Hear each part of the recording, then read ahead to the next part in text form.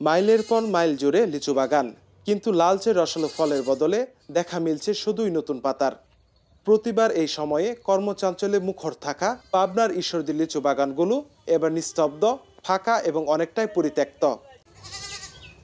লেচুর রাজধানী হিসেবে পরিচিত পাবনার ঈশ্বরদী গুণগত মান ভালো এবং স্বাদে সুস্বাদু হওয়ার কারণে দেশজুড়ে এর চাহিদা তুঙ্গে। কিন্তু চলতি মৌসুমে চিত্র একবারেই উল্টো, ফলন নেই বললেই চলে।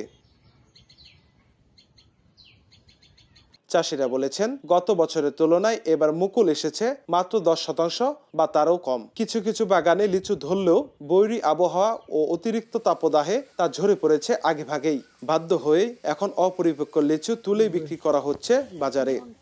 অন্যদিকে ভক্তারা বলছেন, চাহিদা থাকলেও বাজারে আসছে টক, স্বাদহীন ও আধা পাকা লিচু, তাও আবার চড়া দামে। এই বছর লিচুর ফলন হলো কম, লিচুর প্রচন্ড পরিমাণ দাম, 3500, 3200, 2800, 3600, 3800 এরকম বিক্রি হয়। আর ক্যাট 2000, 2200, 1800 এমন বিক্রি হয়। লিচুর ফলন একদম কম।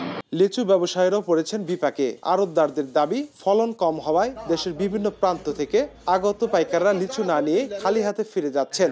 এতে আর্থিক ক্ষতির মুখে পড়তে হচ্ছে স্থানীয় আড়ত ও ব্যবসায়ীদের।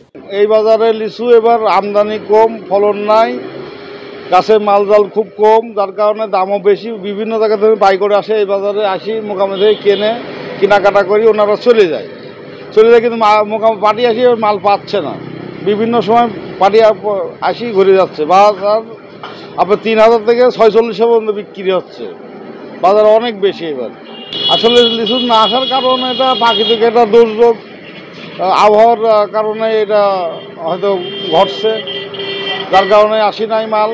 তবে আশা করি আগামী দিনে এই ফলন ভালো হবে এবং পানিপত্র আসবে।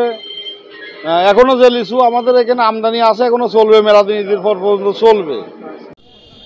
লিচু চাষিরা মনে করছেন, আগামী বছর আবহাওয়া অনুকূলে থাকলে এই ক্ষতি পুষিয়ে নেওয়া সম্ভব হবে। নাফিল ডিকসন, দৃষ্টি 24।